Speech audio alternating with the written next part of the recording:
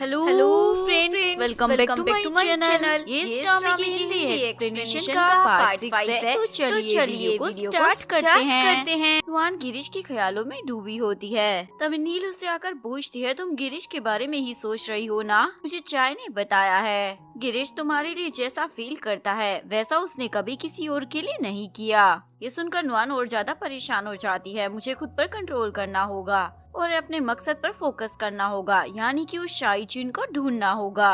और नील को बोलती है, मैं उस शाही चीन को ढूंढने के बाद यहाँ से चली जाऊंगी। नेक्स्ट सीन में नील उस मैप वाली साड़ी को पहनती है, जिसके बाद सभी को मैप समझ आ जाता है कि उस शाही चीन तक पहुँचने के लिए उन्हें पहले फ्लावर फॉरेस्ट को पार करना होगा और उसके अंत के भी आगे जाना होगा।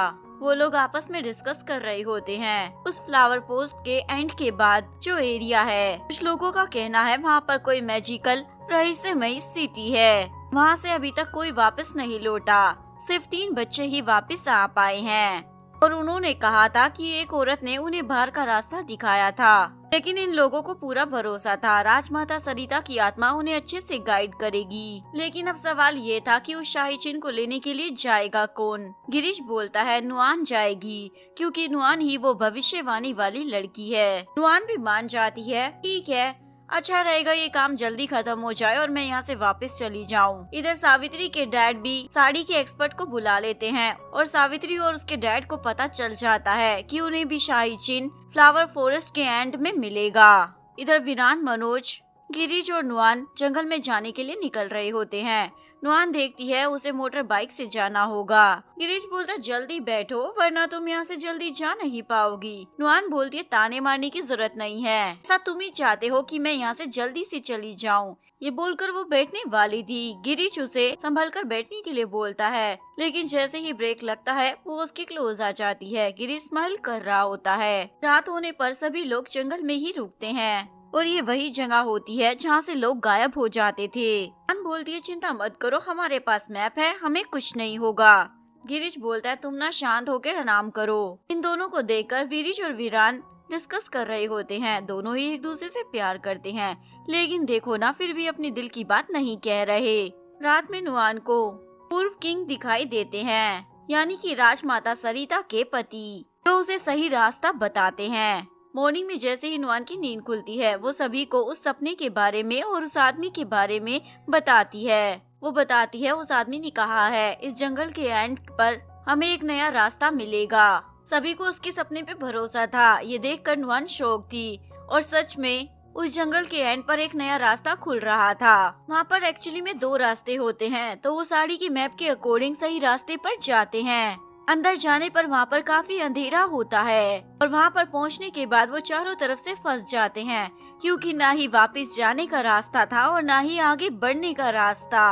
अचानक से पेड़ की टहनियाँ भी उन्हें कस लेती हैं। सभी खुद को छुड़वाने की कोशिश करते हैं पर कुछ भी काम नहीं कर रहा था। तभी नुआन को याद आता है उस आदमी ने कहा था जब सही टाइम आएगा तो तुम्हें एक पत्थर की तरह शांत रहना है। इसके बाद नुआन शांत होकर सभी को शांत होने के लिए कहती है, जिसके बाद सभी ऐसा ही करते हैं। और वहाँ पर एक रोशनी आती है जिसमें एक बिल्ली की परछाई होती है और वो सभी नीचे गिर जाते हैं। और वहाँ पर राजा नारायण और क्राउन प्रिंस की आत्मा आती है। वो आपस में बात कर रहे होते हैं। फाइनली जिनका इंतजार था वो लोग आ गए। इधर सावित्री के डैड अपने आदमियों के साथ जंगल में गिरीश और नुआन का वेट कर रहा था कि जैसे ही वो शाही चिन्ह को लेकर आएंगे वो लोग उनसे छीन लेंगे। इधर गिरीश नुआन को होश में लाता है। नुआन बोलती है मैंने 2 आदमियों को देखा। वो सभी आग जलाकर वहाँ पर बैठ जाते हैं और सोच विचार करते हैं कि शाही चिन्ह को कैसे पाएंगे। मनोज बोलता है मुझे तो बहुत डर लग रहा है, यहाँ पर आसमान में स्टार्स भी नहीं है,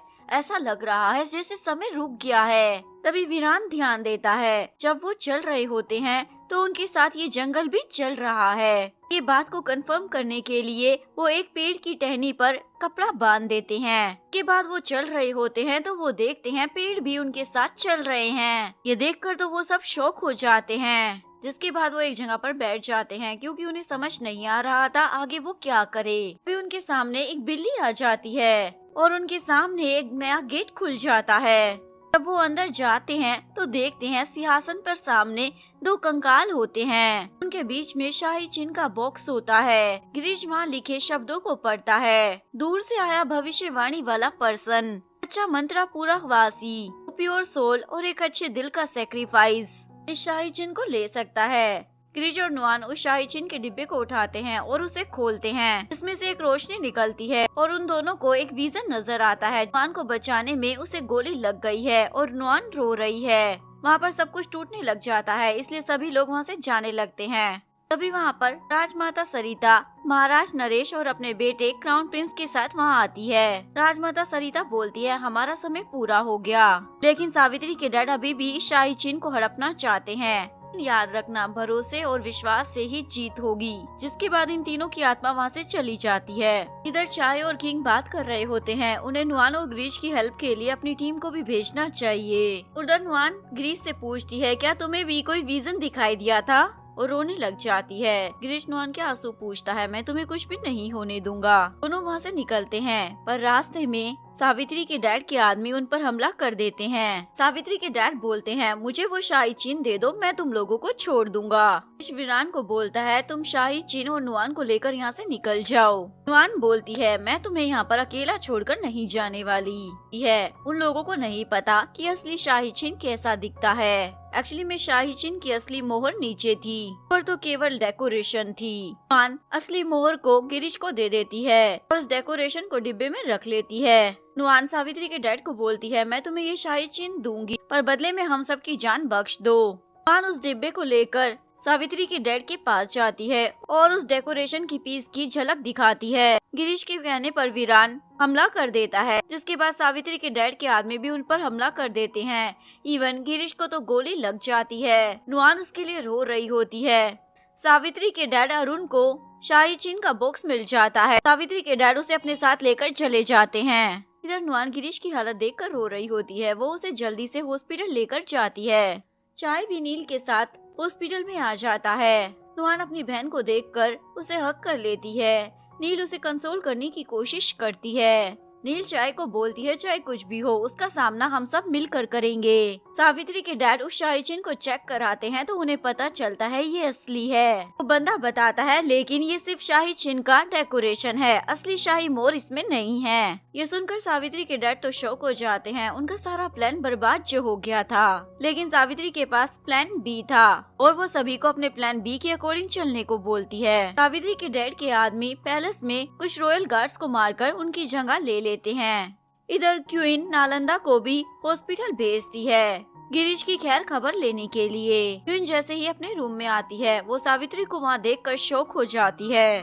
सावित्री के डैड भी वहाँ पर होते हैं। सावित्री के डैड उन्हें शाही चिन्ह का डेकोरेशन दिखाते हैं और फिर उन्हें किडनैप कर अपने साथ ले जाते हैं। इधर चाय को उसकी मोम का कॉल आता है, पर कॉल तो सावित्री के डैड ने किया होता है। चाय तो शॉक ही हो जाता है। सावित्री के डैड बोलते हैं अगर तुम अपनी मोम को बचाना चाहते हो तो उस शाही चिन्ह और अपनी उस नील को लेकर मेरे पास आ जाओ। ये खबर सुनकर बाकी सब लोग परेशान हो जाते हैं। सावित्री के डैड इस हद तक गिर गए।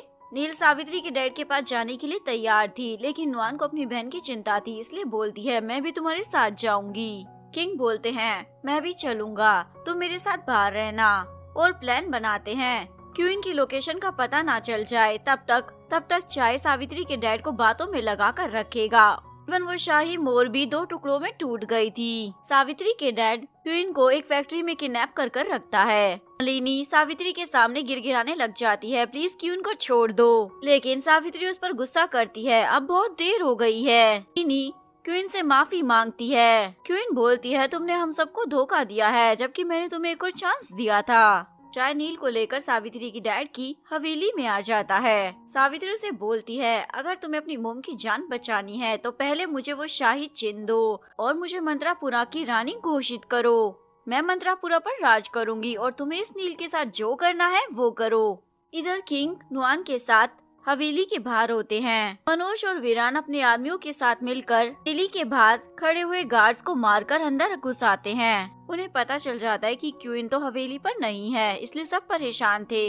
अब उनकी जान कैसे बचाएंगे। इधर गिरीश सपने में अंकल रे को देखता है। अंकल रे उससे पूछते हैं क्या तुम अपनी फेवरेट ऑरेंज केक खाओगे, और उसे बताते हैं ये जगह बहुत ही इम्पोर्टेंट है, तुम्हें प्यार और विश्वास से ही सब कुछ हासिल होगा, और अगर तुम्हें ऑरेंज केक खाने का मन करे तो तुम नुआन से बोलना, वो तुम्हारे लिए मेरे जैसा ही केक बनाएगी।